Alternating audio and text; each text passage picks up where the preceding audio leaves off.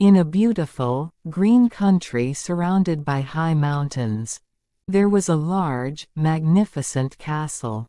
The king, the father of the prince of that country, ruled his country very well, and was loved by the people. So he paid great attention to the marriage of his only son, the prince, and did his best to find a real princess suitable to be the next prince to rule the country. But one day, the two of them suddenly caught a cold, and passed away one after the other. Until the very end, both of them were very worried about the prince's future wife. One chilly, stormy spring night, when the prince was about to go to bed, he heard the sound of desperate knocking on the large gate of the castle, mixed with the strong wind and rain.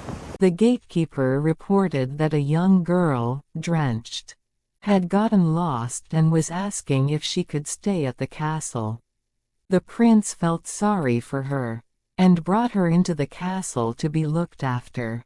After freshening up, he called her, and asked her why she had gotten lost and was alone on such a night.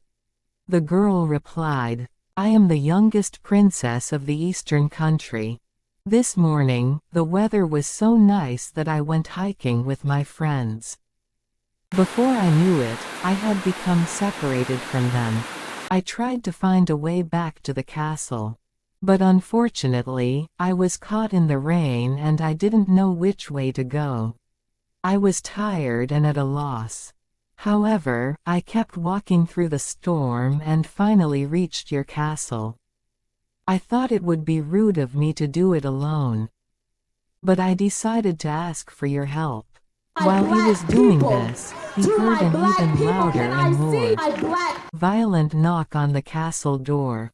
The gatekeeper came again, this time with the news that a beautifully dressed woman in a splendid carriage, with many attendants, had come to ask for shelter from the rain.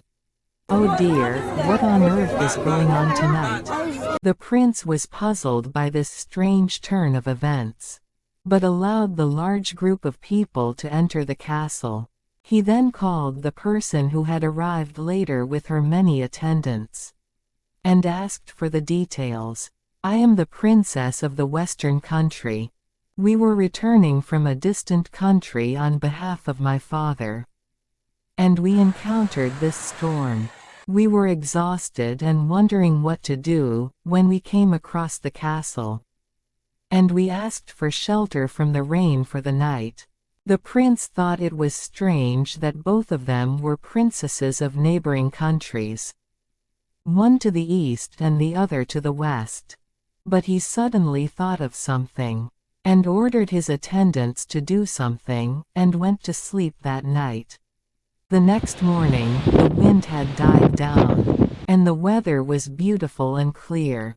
The prince wanted to know what effect his idea had had the day before, so he invited the two princesses to breakfast.